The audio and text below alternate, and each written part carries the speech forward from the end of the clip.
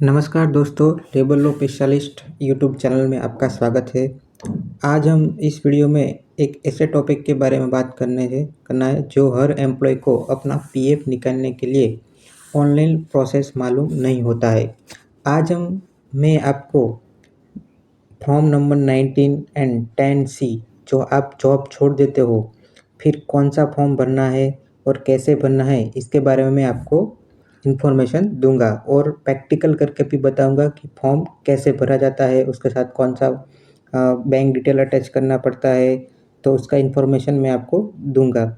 तो अभी तक आपने हमारा चैनल सब्सक्राइब ना किया हो तो मेरा चैनल सब्सक्राइब कर दीजिए। ऐसे ही वीडियो मैं आगे भी लेके आऊँगा, तो मेरा चैनल सब्सक्राइब कर दीजिए जिससे जैसे आपको इन्फॉर्मेशन मिलता रहे। तो आज का वीडियो में हम स्टार्ट करेंगे। दो फॉर्म के बारे में आपको इन्फॉर्मेशन दूंगा, फॉर्म 19 एंड 10C जो आपको जॉब छोड़ने के बाद 60 दिन के बाद भरना होता है। 60 दिन के पहले है वो आप डेट ऑफ लिविंग है, मतलब आपने जो जॉब छोड़ दिया है वो आप खुद डाल नहीं सकते हो, इसलिए आप 60 दिन के बाद ही वो डेट आप डाल सकते हो। तो आपको रेजिग्नेशन डेट है वो आप 60 दिन के बाद डाल सकते हो, इसलिए आपको 60 दिन के बाद ही फॉर्म भरने का है। इसके लिए आपको बहुत सारी चीज़ों का ध्यान भी रखना होता है। मतलब आपका केवाईसी है वो सही तरीके से होना चाहिए। एज़ पर आधार कार्ड आपका केवाईसी में नाम होना चाहिए। आपका आधार कार्ड में आपका मोबाइल नंबर है वो अटैच होना चाहिए। और आपने 5 साल से कम जॉब किया है और आपका पीएफ है वो 50,000 से अप है तो आपका टैक्स ना कटे, इसलिए आपको 15 GB भरना पड़ता है। तो वो आपको रेडी होना चाहिए। आपको और एक चीज़ दोस्तों, आपको केवाईसी में जो बैंक डिटेल डाला है उसका आप जब फॉर्म भरते हो तभी आपका चेक बुक है वो कैंसिल चेक का ही कॉपी अटैच करना है, तो ही आपका बहुत सारे ऐसे भी एम्प्लॉय का मुझे कंप्लेंट भी ऐसा ही आता है कि मैं फॉर्म भरता हूँ तो मेरा फॉर्म रिजेक्ट हो जाता है, मैं एक पासबुक की कॉपी अटैच करता हूँ। तो दोस्तों बहुत सारे केस में ऐसा भी होता है कि पासबुक में बैंक का वो सिक्का नहीं होता है, उसका मैनेजर का साइन नहीं होता है। वो पीएफ वाले को ऐसा लगता है कि ये पासबुक है वो डुप्लीकेट है और उसमें कुछ छेड़छाड़ किया हुआ है, तो बहुत सारे केस में वो फॉर्म रिजेक्ट कर देते हैं। तो दोस्तों चलो आज हम दो फॉर्म की स्टार्टिंग करते हैं। तो पहला फॉर्म है हम 19 भरेंगे। जो 10C है वो पहले नहीं भरना होता है। अगर आप 10C पहले भरने जाओगे तो आपको मना करेगा कि आप पहले 19 फॉर्म भरो फिर ही आप 10C भर सकते हो। वो इसलिए है कि आपको पहले आप पेंशन है वो पहले नहीं उठा सकते हो, आपको पहले ईपीएफ उठाना है, इसलिए आपको पहले 19 फॉर्म भरना है। तो चलो दोस्तों वीडियो में अंत तक बने रहो।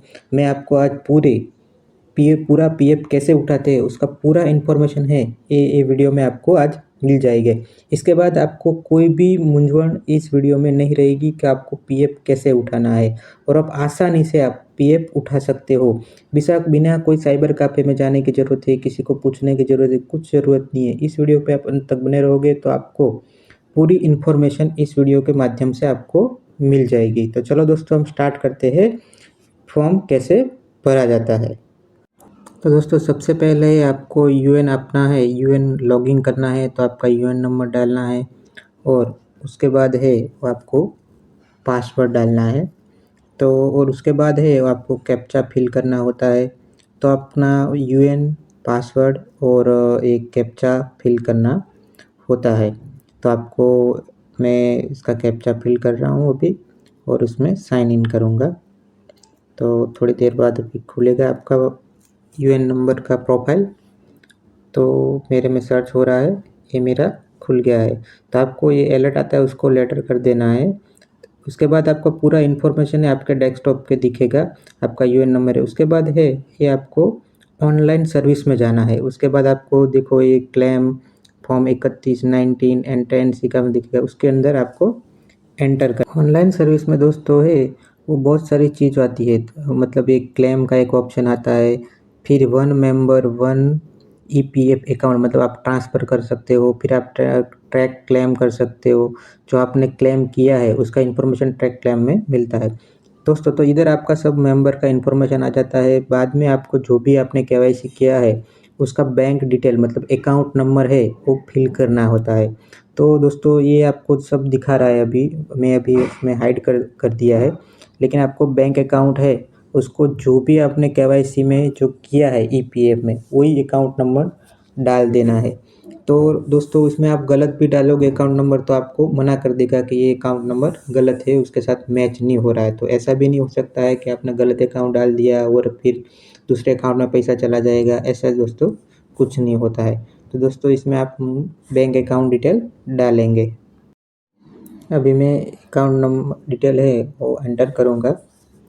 तो जो भी मेंबर है उसका बैंक डिटेल है मैं इसमें एंटर कर रहा हूँ। एंटर करने के बाद उसको हम वेरीफाई करेंगे। तो उस वेरीफाई पे क्लिक करना है और आपको एक अलर्ट मैसेज दिखाएगा कि आपका ये सही है कि नहीं। अभी मैं वेरिफिकेशन में प्रोसेस हो रहा है, देखो ऐसा एक मैसेज आता है, वार्निंग मैसेज सर्टिफाइड अपलोडिंग, मतलब आपका I agree that the condition, मतलब ये आप एग्री हो कि नहीं ऐसा, तो उस पर क्लिक कर देना है। फिर आपका एक दूसरा डैशबोर्ड पे एक खुल जाएगा, उसमें देखो आपका एक बैंक डिटेल है वो सही है, मतलब आपने डाला है उसका इन्फॉर्मेशन आ जाएगा, उसका आईएफएससी कोड आ जाएगा, आपका date of joining, date of living वो सब आ जाए। फिर आपको प्रोसेस पे क्लिक करना है कि मतलब आपको कौन सा फॉर्म भरना है, उसको उसकी इन्फॉर्मेशन आपको इसमें दिखाएगा। तो अभी ये वेरीफाई कर रहा है, प्रोसेस हो रहा है। इसके बाद है एक नया डेस्कटॉप खुल के हमारे सामने आ जाएगा। दोस्तों एक नया डेस्कटॉप खुल के आ गया है हमारे सामने, उसमें लिख रहा है कि सिलेक्ट द क्लेम ऑप्शन। इसके अंदर आपको जो भी है वो फॉर्म मिल जाएगा। तो इसके ऊपर लिखा है please the choice the claim for the type EPF withdrawal, EPF advance and pension withdrawal. तो इसमें आपको I want to apply for कौन सा फॉर्म भरना है उसके इन्फॉर्मेशन आपको दिया गया है। तो उसमें आपको एक फॉर्म सिलेक्ट करना है। तो इसमें है 10C है, फिर 19 है, 10D है, एक एडवांस का फॉर्म है। तो आपको फॉर्म 19 है वो सिलेक्ट कर देना है। तो आपने सिलेक्ट कर दिया तो दूसरा इन्फॉर्मेशन खुल जाएगा। इसमें है लिखा है कि भाई अपलोड द 15G, जो 5 साल से आपने कम जॉब किया है और आपका ईपीएफ 50,000 से ज़्यादा है तो आपको 15G अटैच करना है। फिर आपका एम्प्लॉय का एड्रेस, मतलब जो भी मेंबर है आप फॉर्म भर रहे हो तो आपका एड्रेस डाल देना है। उसके बाद है आपको 15G अपलोड करना है, वो आपका मैक्सिमम 1 MB तक होना चाहिए और पीडीएफ फॉर्मेट में होना चाहिए। तो मैं इसका 15G है वो मतलब अटैच कर रहा हूँ, तो मैं अटैच कर दूँगा। अभी मैं एड्रेस फिल कर रहा हूँ, तो उसको एड्रेस में आपका है वो एड्रेस फिल करना में आपको आपका स्टेट का नाम डालना है। स्टेट का नाम डालते ही आपका जो भी स्टेट डाला है उसका सब डिस्ट्रिक्ट का नाम दिखाएंगे, तो वो फिल करना है। तो अभी आ नहीं रहा है, फिर से मैं ट्राई कर रहा हूँ।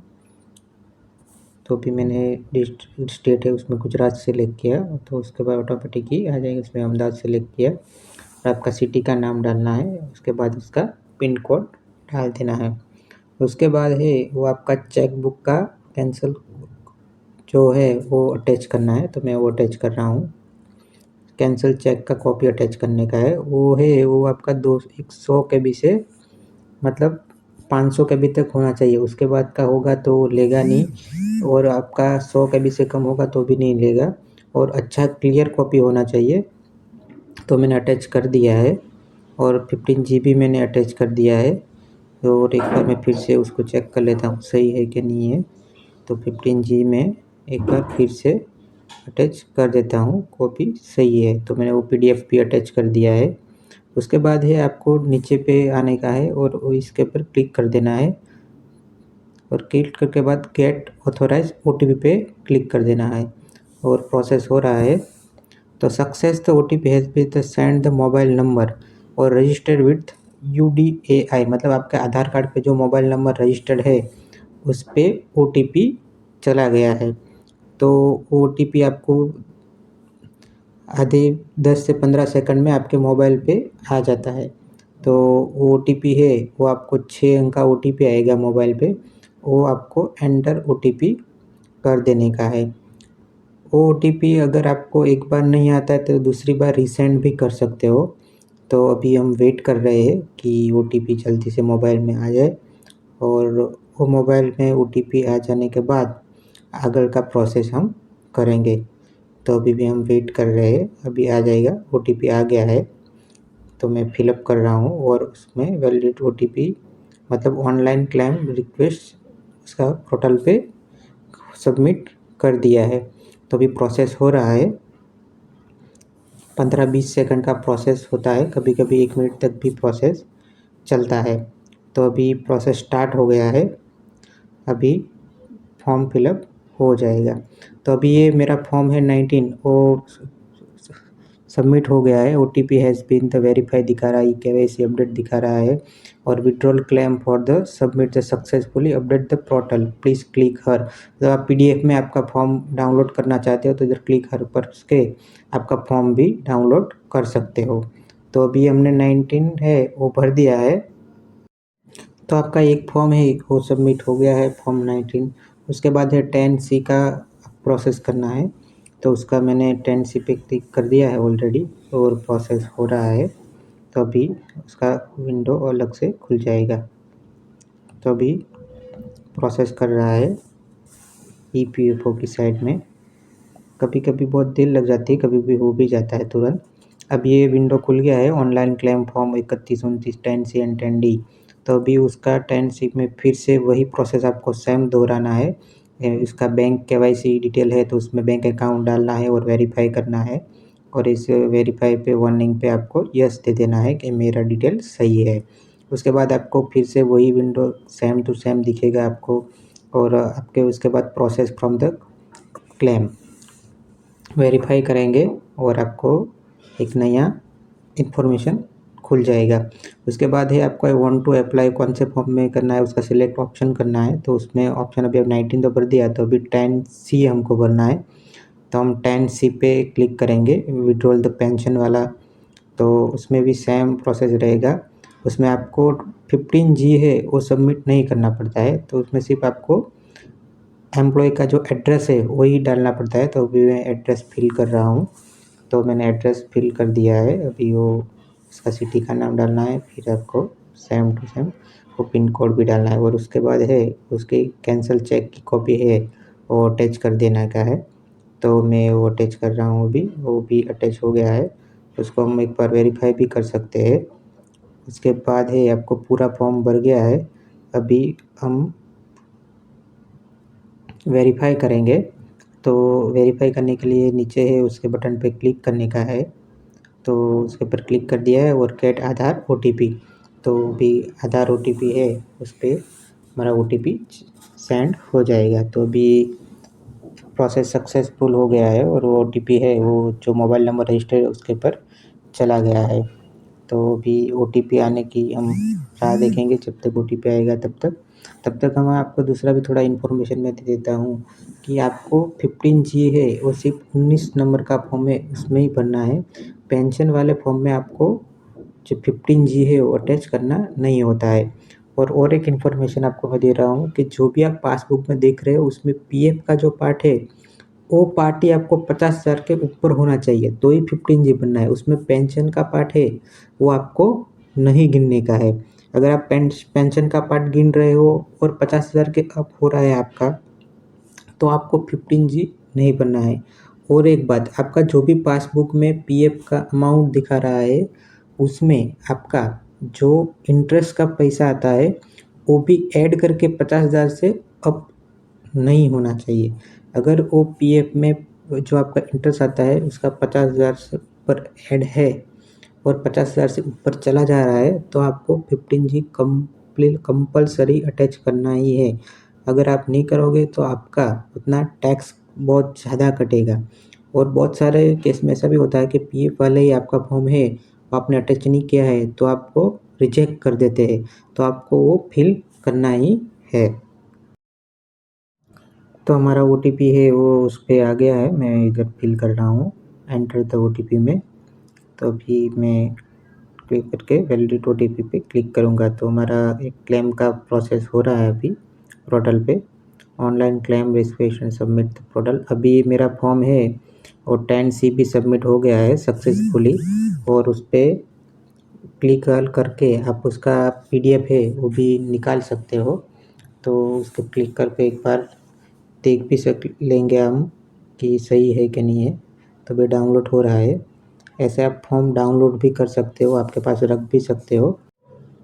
उसके बाद आप ऑनलाइन सर्विस में जाके अपना ट्रैक क्लेम स्टेटस में जाके चेक भी कर सकते हो कि आपका फॉर्म सही भर दिया है, दोनों दिखा रहा है कि नहीं दिखा रहा है। तो इधर आपको दिखाएगा 10C हमने कितनी तारीख को कितने बजे भरा, और जो 19 नंबर का फॉर्म है, फॉर्म 19 नंबर का, वो भी हमने कब भरा, वो इधर आप PDF डाउनलोड भी दोस्तों। तो ये वीडियो मेरा कैसा लगा आपको?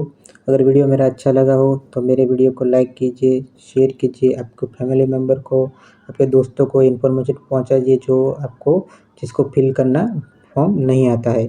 और अभी तक मेरा चैनल आपने सब्सक्राइब नहीं किया है तो लेबर स्पेशलिस्ट चैनल को सब्सक्राइब किए। वीडियो देखने के लिए धन्यवाद दोस्तों।